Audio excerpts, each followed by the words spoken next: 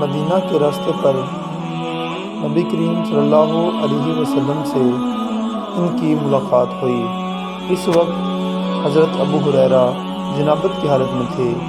ابو ہریرہ رضی اللہ تعالیٰ عنہ نے کہا، میں پیچھے رہ کر لوٹ گیا اور غسل کر کے واپس آیا تو رسول اکرم صلی اللہ علیہ وسلم نے دریافت فرمایا کہ اے ابو ہریرہ کہاں چلے گئے تھے؟ انہوں نے جواب دیا کہ میں جنابت کی حالت میں تھا، اس لیے میں نے آپ صلی اللہ علیہ وسلم کے ساتھ بغیر غسل کے بیٹھنا برا جانا۔ آپ صلی اللہ علیہ وسلم نے ارشاد فرمایا، سبحان اللہ، مومن ہرگز نجس نہیں ہو سکتا۔